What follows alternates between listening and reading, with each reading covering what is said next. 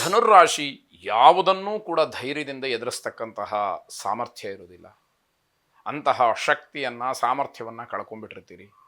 ಅದು ನಿಮಗೆ ಅರ್ಥ ಆಗ್ತಾ ಇಲ್ಲ, ಗೊತ್ತಾಗ್ತಾ ಇಲ್ಲ. ನಾನು ಏನೇ ಬಂದರೂ ಕೂಡ ನನ್ನ ವೈಯಕ್ತಿಕವಾದ ವಿಷಯಗಳನ್ನು ನಾನು ಧೈರ್ಯದಿಂದ ಎದುರಿಸಬೇಕು ಅನ್ನುವಂತಹ ಆತ್ಮವಿಶ್ವಾಸವನ್ನು ಬೆಳೆಸ್ಕೊಳ್ಬೇಕು, ಗಟ್ಟಿ ಮಾಡಿಕೊಳ್ಬೇಕು. ಅದು ನಿಮ್ಮ ಗಮನಕ್ಕೆ ಬರಬೇಕಾಗಿದೆ. ನಿಮಗೆ ತೊಂದರೆ ಮಾಡಿದವರಿಗೂ ಕೂಡ ನೀವು ಸಹಾಯ ಮಾಡೋದಕ್ಕೆ ಹೋಗ್ತಾ ಇದ್ದೀರಿ. ಸಹಾಯ ಮಾಡೋದು ಸಮಾಜದಲ್ಲಿ ತಪ್ಪಲ್ಲ. ಆದರೆ ಯಾರಿಗೆ ನೀವು ಸಹಾಯ ಮಾಡೋದಕ್ಕೆ ಹೊರಟಿದ್ದೀರೋ ಅಂಥವರಿಂದಲೇ ನಿಮಗೆ ತೊಂದರೆ ಆಗಿದೆ, ತೊಂದರೆ ಆಗ್ತಾ ಇದೆ, ತೊಂದರೆ ಆಗತ್ತೆ. ಅದನ್ನು ತಿಳಿದು ಕೂಡ ನೀವು ಅವರಿಗೆ ಸಹಾಯ ಮಾಡ್ತೀವಿ ಅಂತಂದರೆ ಈ ಹುಚ್ಚಾಟಕ್ಕೆ ಏನಂತ ಹೇಳಬೇಕು, ಇದು ಅರ್ಥ ಆಗದೆ ಇರತಕ್ಕಂಥದ್ದು. ಎಲ್ಲ ಇದ್ದರೂ ಕೂಡ ನಿಮ್ಮ ಆಲೋಚನೆಗಳು ಬೇರೆ ಬೇರೆ. ಭಗವಂತನ ಅನುಗ್ರಹದಿಂದ ನಿಮ್ಮ ಯೋಗ್ಯತೆಗೆ ತಕ್ಕಂತೆ ಎಲ್ಲ ವ್ಯವಸ್ಥೆಗಳು ಕೂಡ ಇದೆ. ಆದರೆ ಮನಸ್ಸಿನಲ್ಲಿ ಅದನ್ನೆಲ್ಲ ಸದ್ವಿನಿಯೋಗ ಮಾಡಿಕೊಳ್ಬೇಕು. ಸಕಾಲಕ್ಕೆ ಅದೆಲ್ಲವನ್ನು ಬಳಸ್ಕೊಂಡು ಸಮಾಜದಲ್ಲಿ 4 ಜನರಂತೆ ನಾನೂ ಇರಬೇಕು ಅಂತಕ್ಕಂತಹ ಭಾವನೆ ಬೇಡವೇ? ಅದನ್ನು ಬಿಟ್ಟು ಬೇರೆ ಆಲೋಚನೆ, ಇಲ್ಲದೇ ಇರೋದ್ರ ಬಗ್ಗೆ ಆಲೋಚನೆ ಉಂಟಾಗುವಂಥದ್ದು. ಉದ್ಯೋಗದ ಬದಲಾವಣೆ ಸೂಚನೆಯೂ ಕೂಡ ಕಾಣ್ತಾ ಇದೆ. ಮನಸ್ಸಿನಲ್ಲಿ ಅತೃಪ್ತಿಯ ಭಾವನೆ ಎಲ್ಲ ಇದ್ದರೂ ಕೂಡ ಏನೂ ಸಮಾಧಾನ ಇಲ್ಲ.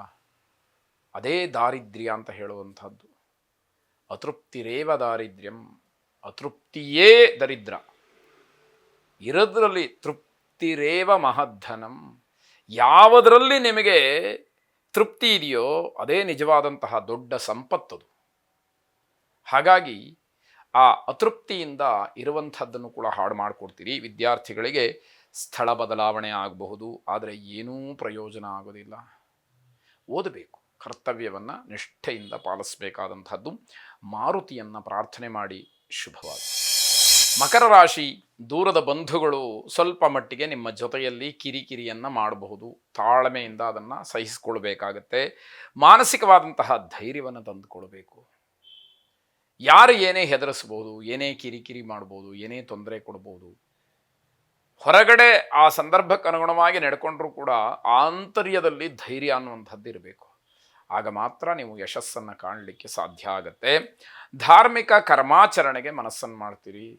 ಧರ್ಮಕರ್ಮ ಯಾವುದೋ ಪೂಜೆ ಮಾಡುವಂಥದ್ದು, ಜಪ, ಹೋಮ, ಭಜನೆ, ಧ್ಯಾನ ಇತ್ಯಾದಿಗಳನ್ನು, ದೇವಸ್ಥಾನಕ್ಕೆ ಹೋಗಿ ಬರುವಂಥದ್ದು, ಪುಣ್ಯಕ್ಷೇತ್ರಕ್ಕೆ ಹೋಗುವಂಥದ್ದು, ದಾನ ಧರ್ಮಾದಿಗಳನ್ನು ಮಾಡುವಂಥದ್ದು, ಇದ್ರ ಬಗ್ಗೆ ಮನಸ್ಸಾಗತ್ತೆ. ಅದನ್ನು ಕಾರ್ಯರೂಪಕ್ಕೆ ತಂದರೆ ಅದರ ಸಂಪೂರ್ಣ ಪುಣ್ಯಾಂಶ ನಿಮಗೆ, ನಿಮ್ಮ ಪರಿವಾರಕ್ಕೆ, ಕುಟುಂಬಕ್ಕೆ ದೊರಕುತ್ತೆ ಅಂತ ಅರ್ಥ. ಸಾಯಂಕಾಲದ ಹೊತ್ತಿಗೆ ಏನೋ ಅಶುಭವಾದಂತಹ ವಾರ್ತೆ ಮನಸ್ಸಿಗೆ ಸ್ವಾಭಾವಿಕವಾಗಿ ಹಿಂಸೆಯಾಗತ್ತೆ. ಸ್ವಾಭಾವಿಕವಾಗಿದ್ದು ಬಿಡಿ, ಶುಭ ಇದೆ. ಯಾವುದೇ ರೀತಿಯ ನಾಟಕೀಯವಾದಂತಹ ಮಾತುಗಳಾಗಲಿ, ವರ್ತನೆಯಾಗಲಿ ಏನೂ ಬೇಡ. ಹೇಗಿದ್ದೀರಿ ಹಾಗೇ ಇರಿ, ಅದರಲ್ಲಿ ಯಾವ ವ್ಯತ್ಯಾಸಗಳು ಬೇಡ ಅಂತ ಅರ್ಥ. ಕುಟುಂಬದಲ್ಲಿ ಮನಸ್ಸಿಗೆ ಸಮಾಧಾನವಾಗತಕ್ಕಂತಹ ವಾತಾವರಣ ಇರುತ್ತೆ. ಅದರಿಂದ ತೃಪ್ತಿಯನ್ನು ಪಟ್ಟುಕೊಳ್ಬೇಕು.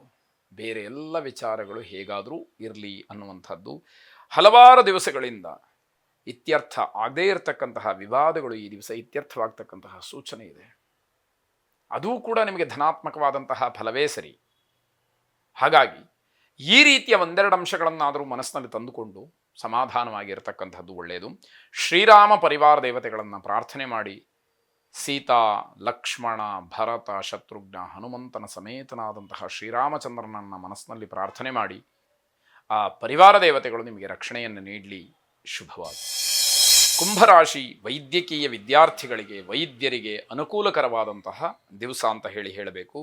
ಆಲಸ್ಯವನ್ನು ಮಾಡಬೇಡಿ. ಆಲಸ್ಯದಿಂದ ಹಿನ್ನಡೆಯಾಗತ್ತೆ. ಅದು ನಮಗಿರ್ತಕ್ಕಂತಹ ದೊಡ್ಡ ಶತ್ರು. ನಾನು ಹಲವಾರು ಬಾರಿ ಈ ವಿಷಯವನ್ನು ಹೇಳಿದ್ದೀನಿ. ಯಾವುದೇ ರಾಶಿಗಿರ್ಬೋದು, ಯಾವುದೇ ವ್ಯಕ್ತಿಗಿರ್ಬೋದು, ಆಲಸ್ಯ ಅನ್ನುವಂಥದ್ದು ಶರೀರಕ್ಕೆ ಇರತಕ್ಕಂತಹ ದೊಡ್ಡದಾದಂತಹ ಶತ್ರು. ಎಲ್ಲ ಕೆಲಸಗಳು ಅದರಿಂದನೇ ಹಾಳಾಗ್ತಕ್ಕಂಥದ್ದು. ನೌಕರಿಯಲ್ಲಿ ಅಥವಾ ವೃತ್ತಿಯಲ್ಲಿ ನಿಮಗೆ ಎಲ್ಲರಿಂದಲೂ ಕೂಡ ಸಹಾಯ ಅಥವಾ ಬೆಂಬಲ ಸಿಕ್ಕತ್ತೆ. ಆದರೆ ನಿಮ್ಮ ಪ್ರಯತ್ನ ಅಲ್ಲಿ ಪ್ರಾಮಾಣಿಕವಾಗಿರಬೇಕು. ಎಲ್ಲರೂ ಬಂದು ಎಲ್ಲ ಸಹಕಾರವನ್ನು ಕೊಟ್ಟು ಸಹಾಯ ಮಾಡ್ತೀವಿ ಅಂತ ಮುಂದಕ್ಕೆ ಬಂದರೂ ನೀವೇನೂ ಪ್ರಯತ್ನವನ್ನು ಮಾಡಲಿಲ್ಲ, ನಿಮ್ಮ ಶ್ರಮ ಇಲ್ಲ ಅಂತಾದರೆ ಪ್ರಯೋಜನ ಏನು?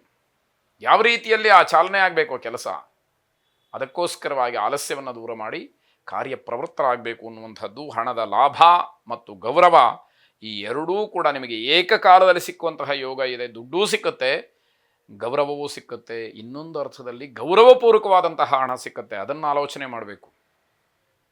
ಇದನ್ನು ಗಮನಿಸಿಕೊಂಡು ಕಾರ್ಯಪ್ರವೃತ್ತರಾಗಿ ಸ್ನೇಹಿತರು, ಸಂಬಂಧಿಕರು, ಅಭಿಮಾನಿಗಳು ನಿಮ್ಮನ್ನು ಅಭಿನಂದಿಸ್ತಕ್ಕಂತಹ ದಿವಸವಾಗುತ್ತೆ. ಭಾವನಾತ್ಮಕವಾದಂತಹ ಸಂಬಂಧಗಳು ಮಾತ್ರ ಹದಗೆಡುತ್ತೆ. ಭಾವನೆಗೆ ಬೆಲೆ ಇಲ್ಲದೆ ಇರೋ ಹಾಗೆ ಆಗುವಂಥದ್ದು. ಲಕ್ಷ್ಮೀ ನರಸಿಂಹಸ್ವಾಮಿಯನ್ನು ವಿಶೇಷವಾಗಿ ಪ್ರಾರ್ಥನೆ ಮಾಡಿ ಶುಭವಾಗಿ. ಕೊನೆಯದಾಗಿ ಮೀನರಾಶಿ, ಕಣ್ಣಿಗೆ ಸಂಬಂಧಪಟ್ಟ ಹಾಗೆ ಸ್ವಲ್ಪ ಸಮಸ್ಯೆಗಳು ಆಗಬಹುದು. ಅದು ಚಿಕ್ಕ ಮಕ್ಕಳಿಗೆ ಹೆಚ್ಚಾಗಿ ಕಾಣುವಂಥದ್ದು ಸೂಚ್ಯವಾಗಿ ಕಾಣ್ತಾ ಇದೆ. ಕಾನೂನಿನ ವಿಚಾರದಲ್ಲಿ, ನ್ಯಾಯಾಲಯದ ವಿಚಾರದಲ್ಲಿ ಜಯ ಸಿಕ್ಕುವ ಸೂಚನೆಗಳು ನಿಮ್ಮದಾಗತ್ತೆ. ಹಾಗಾಗಿ ನಿಮ್ಮ ಪ್ರಯತ್ನ ಏನಿದೆ ಅಥವಾ ಕಾನೂನಾತ್ಮಕವಾದಂತಹ ಹೋರಾಟ ಏನಿದೆ ಅದರಲ್ಲಿ ನೀವು ಗೆಲ್ತೀರಿ ಅಂತಕ್ಕಂತಹ ಮನೋಭಾವ ಅಲ್ಲಿ ನಿಮ್ಮ ಮನಸ್ಸಿನಲ್ಲಿ ಕಾಣುವಂಥದ್ದಾಗತ್ತೆ. ರಾಜಕೀಯ ವಿಚಾರದಲ್ಲಿ ಆಸಕ್ತಿ ಇರತಕ್ಕಂಥವ್ರಿಗೆ ಸಂತೋಷದ ಸುದ್ದಿಯಾಗಿದೆ. ಯಾರಿಗೆ ಬುದ್ಧಿವಂತಿಕೆ ಚೆನ್ನಾಗಿರುತ್ತೋ ಅಂಥವರು ಇಲ್ಲಿ ಕೆಲಸ ಮಾಡಿ ಜಯಗಳಿಸಬಹುದು. ಬುದ್ಧಿವಂತಿಕೆಯಿಂದ ಕೆಲಸವನ್ನು ಮಾಡಬೇಕು ರಾಜಕೀಯದಲ್ಲಿ. ಅದು ಬಹಳ ಬಹಳ ಮುಖ್ಯವಾಗ್ತಕ್ಕಂಥದ್ದು. ನಿಮ್ಮನ್ನು ನೀವು ಸಂಪೂರ್ಣವಾಗಿ ನಿಮ್ಮ ಕೆಲಸಕ್ಕೆ ತೊಡಗಿಸ್ಕೊಳ್ಬೇಕು. ಪ್ರತಿ ಕ್ಷಣವೂ ಕೂಡ ಬಹಳ ಜಾಗ್ರತೆಯಿಂದ ಬುದ್ಧಿವಂತಿಕೆಯಿಂದ ವ್ಯವಹರಿಸಬೇಕಾದ್ದು ಮುಖ್ಯವಾಗುತ್ತೆ. ವ್ಯವಹಾರದಲ್ಲಿ ತಪ್ಪಾದ ನಿರ್ಧಾರ ಮಾಡಿದರೆ ನೀವು ತೊಂದರೆಯನ್ನು ಅನುಭವಿಸಿಯೇ ತೀರಬೇಕಾಗತ್ತೆ. ಯಾಕೆ ಅಂತಂದ್ರೆ ಸ್ವಯಂಕೃತ ಅಪರಾಧ. ಅದರಿಂದ ಆ ತಪ್ಪು ನೀವೇ ಅನುಭವಿಸಬೇಕಾದಂಥದ್ದು. ಸೂರ್ಯನಾರಾಯಣನನ್ನು ಪ್ರಾರ್ಥನೆ ಮಾಡಿ ವಿಶೇಷವಾಗಿ ಶುಭವಾಗಿ.